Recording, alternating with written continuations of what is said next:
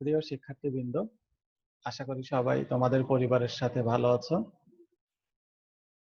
আমরা আজ জীববিজ্ঞান নবম-দশম শ্রেণীর লেকচার 4 নিয়ে আলোচনা করব। আমাদের অধ্যায় 5 এর লেকচার 4 নিয়ে আলোচনা করব। আমাদের অধ্যায় 5 এ রয়েছে খাদ্য, পুষ্টি এবং পরিপাক।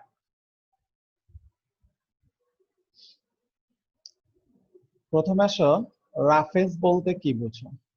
খাদ্যের আঁশযুক্ত অংশকে রাফেজ বলে। অর্থাৎ আমরা যে খাদ্য খাই, যেমন ফলমূল, শাকসবজি, যা কিছু খাই, এর মধ্যে যে আঁশযুক্ত থাকে অর্থাৎ আঁশ থাকে, এই অংশকে বলা হচ্ছে রাফেজ। শস্যদানা, সবজি, ফল, শ্বাস, বীজের আবরণ, বীজের আবরণে রাফেজ থাকে। এছাড়াও উদ্ভিদের ডাঁটা, মূল ও পাতায় রাফেজ থাকে।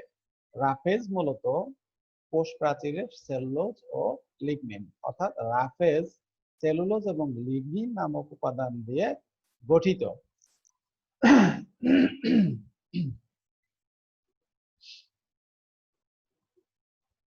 রাফেজের গুরুত্ব উল্লেখ করো।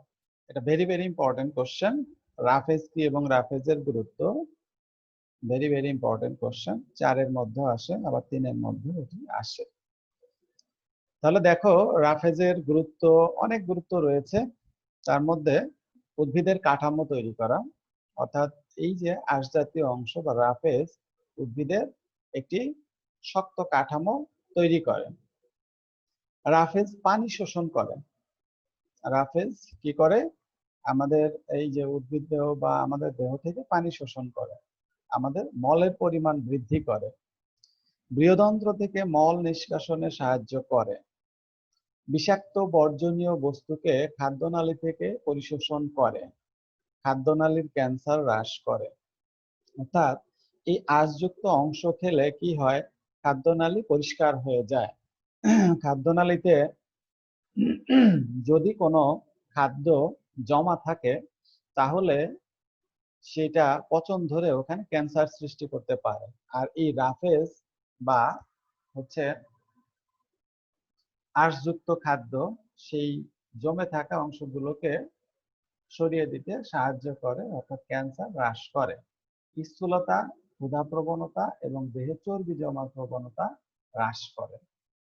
তাহলে এগুলো হচ্ছে রাফেজের গুরুত্ব। অতএব আমাদের শাকসবজি এবং আঁশযুক্ত ফলমূল খেতে হবে, তাহলে আমরা এই উপকারগুলো পাবো। খাদ্য পিরামিডের বিবরণ দাও। খাদ্যের উপাদানগুলোকে দেহের প্রয়োজন অনুপাতে সাজিয়ে যে পিরামিড আকৃতির নকশা পাওয়া যায়, তাকে খাদ্য পিরামিড বলে। তোমরা মিশরের পিরামিডের কথা বলেছো। পিরামিড কি? নিচে থাকবে ভূমি আর উপরে থাকবে তার সরু প্রান্ত, অর্থাৎ ত্রিভুজ আকৃতির।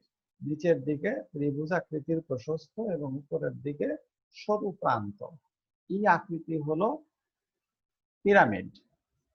এখন এই খাদ্য উপাদানগুলোকে আমাদের দেহের প্রয়োজন অনুপাতে যদি আমরা সাজাই, তাহলে নিচের দিকে যে উপাদানগুলো বেশি প্রয়োজন সেগুলো থাকবে, এবং ক্রমান্বয়ে যেগুলো কম প্রয়োজন সেগুলো আস্তে আস্তে উপরের দিকে যাবে এবং একটি পিরামিডের মতো নকশা গঠন করবে।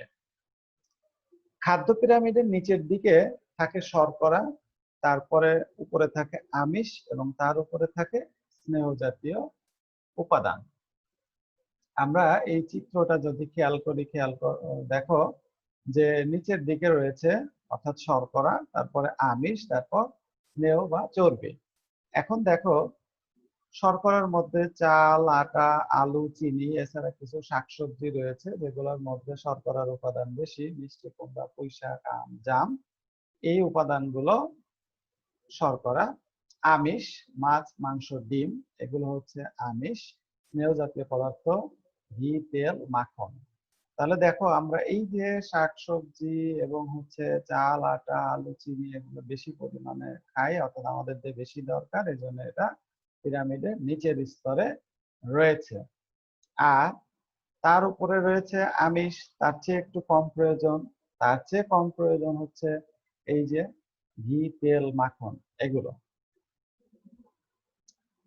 তাহলে দেখো যে এগুলোকে পর্যায়ক্রমিক সাজালে একটা পিরামিডের মতো আকার পাওয়া গিয়েছে।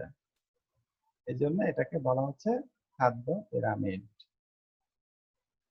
সুষম খাদ্যের বৈশিষ্ট্য উল্লেখ করো। তো সুষম খাদ্য কি সেটাই আগে আমরা জেনে নেই। যে খাদ্যে 6টি উপাদান দেহের প্রয়োজন অনুপাতে উপস্থিত থাকে তাকে সুষম খাদ্য বলে। আমরা জানি যে খাদ্যের 6টি উপাদান রয়েছে।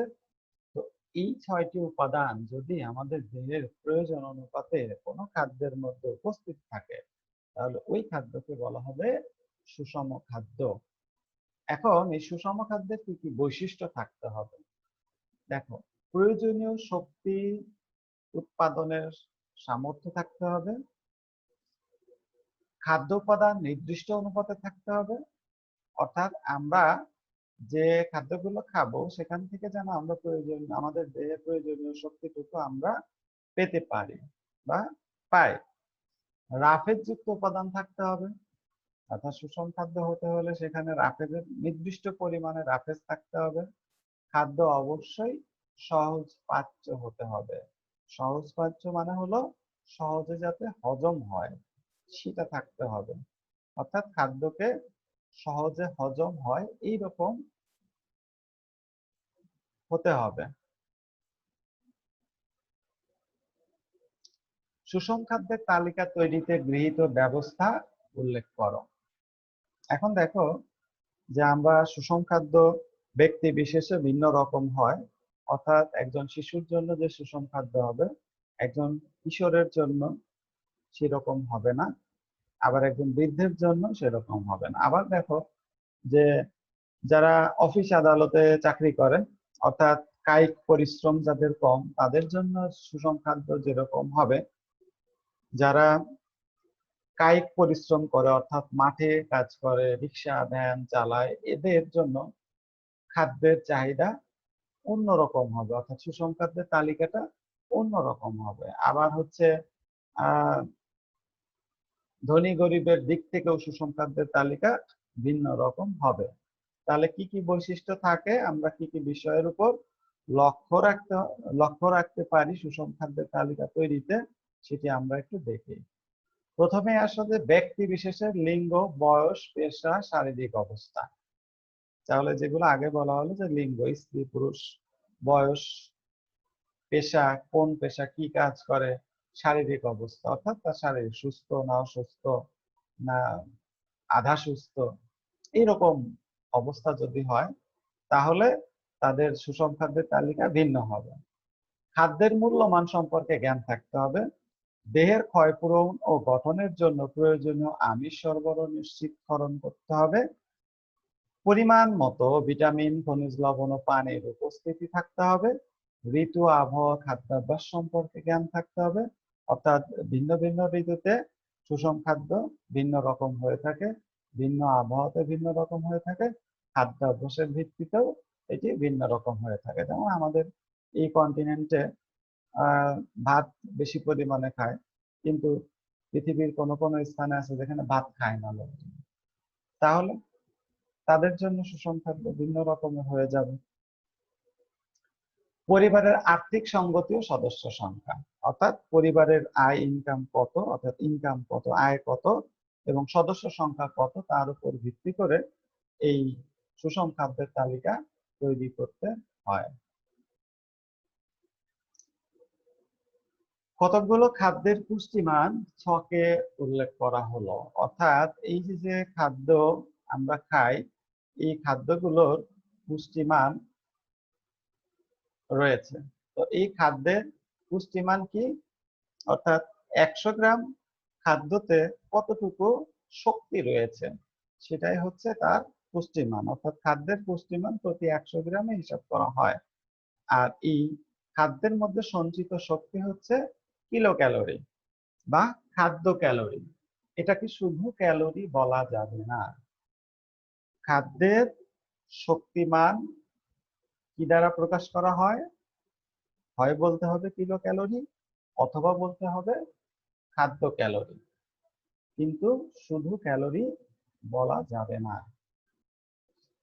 তাহলে দেখো, এই যে এখানে অনেকগুলো খাদ্য উপাদান রয়েছে এবং তাদের 100 গ্রামে কতটুকু শক্তি রয়েছে তা এখানে ছকে উল্লেখ করা আছে। এটি তোমরা অবশ্যই ভালো করে পড়বে। দেখো, চালে রয়েছে 346 কিলো ক্যালোরি, গমে রয়েছে 341 কিলো ক্যালোরি, ছোলাতে 360 কিলো ক্যালোরি, মসুর ডালে 343 কিলো ক্যালোরি, তারপরে গাজরে 48, গোল আলুতে 97, কলমি শাকে 28, পুঁই শাকে 26, কুমড়াতে 60, বেগুনে 24, ফুলকপিতে 30, বাঁধাকপিতে 27, বরবটিতে 26 কিলো ক্যালোরি রয়েছে। অর্থাৎ 100 গ্রাম বরবটিতে 26 কিলো ক্যালোরি শক্তি থাকে।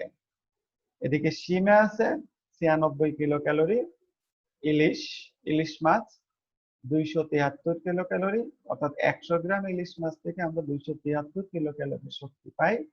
কাতল মাছে রয়েছে 111 কিলো ক্যালোরি, চিংড়িতে রয়েছে 89, গরুর মাংসে রয়েছে 114, ডিমে রয়েছে 173, মুরগির মাংসে রয়েছে 109, খাসির মাংসে রয়েছে 194, গরুর দুধে রয়েছে 600, গরুর দুধে রয়েছে 65, ঘিতে রয়েছে 900, রান্নার তেলে রয়েছে 900। অর্থাৎ 100 গ্রাম ঘি বা রান্নার তেল থেকে 900 কিলো ক্যালোরি শক্তি পাই। অনেক শক্তি পাই। তাই বলে কেউ আবার শুধু ঘি আর তেল খেও না, তখন কিন্তু অন্যরকম সমস্যার সৃষ্টি হবে। পুষ্টির অভাবজনিত রোগ। আমরা যে খাদ্য উপাদানগুলো গ্রহণ করি এখান থেকে আমাদের দেহ পুষ্টি গ্রহণ করে, অর্থাৎ আমাদের দেহ তার প্রয়োজনীয় উপাদানগুলো গ্রহণ করে থাকে। এখন যদি উপাদানগুলোর অভাব সৃষ্টি হয় তাহলে আমাদের দেহে বিভিন্ন রকম রোগের লক্ষণ প্রকাশ পায়। সেগুলো আমরা একটু আলোচনা করার চেষ্টা করি।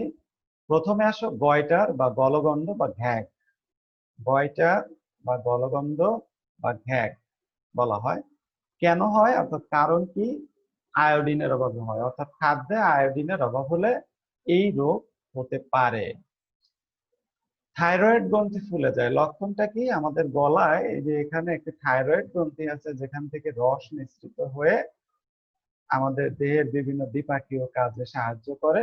এই থাইরয়েড গ্রন্থি ফুলে এরকম বড় হয়ে যায়, তখন এটা বোঝা যায় যে তার গলগণ্ড বা ঘ্যাগ রোগ হয়েছে। তো বাংলাদেশের উত্তরবঙ্গ এবং পার্বত্য চট্টগ্রাম অঞ্চলে এই খাদ্যে অর্থাৎ মাটিতে আয়োডিনের পরিমাণ কম থাকে, তাই এই অঞ্চলে এই রোগগুলো বেশি দেখা যায়। আর এই রোগ থেকে রক্ষা পাওয়ার জন্য আমাদের কি করা উচিত? আয়োডিন যুক্ত খাবার খাওয়া উচিত। অর্থাৎ সামুদ্রিক যে সমস্ত খাবার আছে সেখানে আয়োডিন রয়েছে। আবার আমাদের দেশে এই যে লবণের মধ্যে আয়োডিন মিশ্রিত করে এখন বিক্রি হয়, অর্থাৎ আয়োডিন যুক্ত লবণ খাওয়া উচিত। রাতকানা, night blindness. Night blindness vitamin A এর অভাবে এই রোগ হয়। অর্থাৎ ভিটামিন এ এর অভাব হলে আমাদের চোখে যে রড কোষ রয়েছে, অর্থাৎ যে কোষগুলো রাতে দেখতে সাহায্য করে, সেই কোষগুলো ক্ষতিগ্রস্ত হয়, ফলে কম আলোতে বা রাতে দেখতে পায় না। কর্নিয়া ক্ষতিগ্রস্ত হলে, অর্থাৎ ভিটামিন এ এর অভাবে কর্নিয়া ক্ষতিগ্রস্ত হলে তাকে জেরপ্থ্যালমিয়া বলে। এটি যদি দীর্ঘমেয়াদী হয় তাহলে এই কর্নিয়াতে ক্যান্সার হয়ে যায় এবং তখন চোখকে আর ভালো করা যায় না। প্রতিরোধ কি? ভিটামিন এ যুক্ত খাবার গ্রহণ করে এই রোগ প্রতিরোধ করা যায়। অর্থাৎ আমরা যে খাবারগুলো গ্রহণ করি তাতে যদি ভিটামিন এ থাকে তাহলে আমরা এই রাতকানা রোগ থেকে রক্ষা পেতে পারি। শিশুদের সাধারণত এই রোগগুলো বেশি দেখা যায়। রিকেটস, ভিটামিন ডি এর অভাবে এই রিকেটস রোগটি হয়। কিসের অভাবে হয়? ভিটামিন ডি এর অভাবে। সূর্যের আলো যদি আমাদের ত্বকে পড়ে তাহলে আমাদের এই ত্বকের নিচে যে কোলেস্টেরল থাকে সেই কোলেস্টেরল কি করে? এই সূর্যের আলোটাকে শোষণ করে এবং এটি ধারাবাহিক কিছু পরিবর্তনের মাধ্যমে আমাদের দেহের মধ্যে ভিটামিন ডি তে পরিণত হয়। সূর্যের আলোতে কিন্তু সরাসরি ভিটামিন ডি তৈরি হয় না। সূর্যের আলো আমাদের ত্বকের নিচে যে কোলেস্টেরল থাকে সেটা শোষণ করে, অর্থাৎ অতি বেগুনি রশ্মি। এই রশ্মি অনেকগুলো ধারাবাহিক পরিবর্তনের মাধ্যমে আমাদের দেহে ভিটামিন ডি উৎপাদন করে, অর্থাৎ সূর্যের আলোর প্রভাবে আমাদের যে ভিটামিন ডি উৎপন্ন হয়। রিকেটস রোগের লক্ষণগুলো কি? হাড়গুলো দুর্বল হয়, অর্থাৎ আমাদের দেহের যে হাড় রয়েছে সেই হাড়গুলো দুর্বল হয়ে যায়, গিঁট ফুলে যায়, আমাদের যে বিভিন্ন রকমের যে গিঁট রয়েছে যে এই গিঁট গুলো ফুলে যায়, হাড় বেঁকে যায়। রিকেটস হলে হাড় বেঁকে যেতে পারে। দেহের কাঠামো ঠিক থাকে না, অর্থাৎ এক জায়গায় হাড় বাঁকা বা ভাঁজ হয়ে থাকে, তখন তো দেহের কাঠামো ঠিক থাকে না। হাড়গুলো ভঙ্গুর হয়ে যায়, যেহেতু অর্থাৎ অল্প আঘাতেই হাড়গুলো ভেঙে যেতে পারে। বক্ষদেশ সরু হয়ে যায়, বক্ষদেশ অর্থাৎ পাঁজরের অস্থিগুলো ভিতরের দিকে বেঁকে যায়, ফলে বক্ষদেশ সরু হয়ে যায়।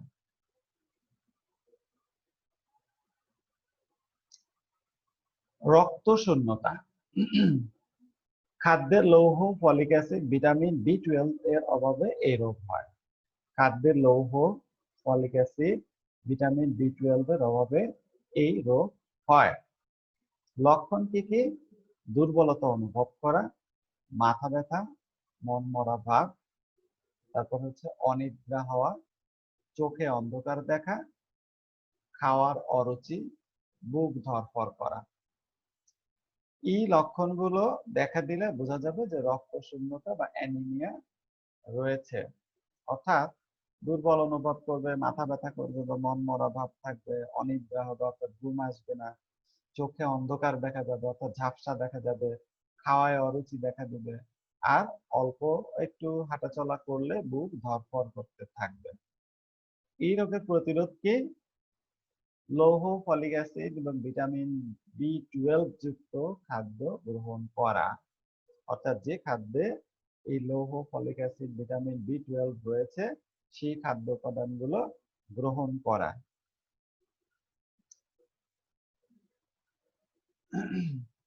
আজ এই পর্যন্তই। আমরা আগামী দিন এই যে বিএমআই, বিএমআর এগুলো নিয়ে আলোচনা করব। তোমরা এগুলো পড়ে ফেলবে, আর তোমাদের সময় কিন্তু নতুন করে যোগ হবে না। তোমাদের জীবন থেকে যে সময়টা চলে যাচ্ছে সময়টা কিন্তু তোমরা আর ফিরে পাবে না। অতএব তোমরা তোমাদের পড়ালেখাটা চালিয়ে যাও।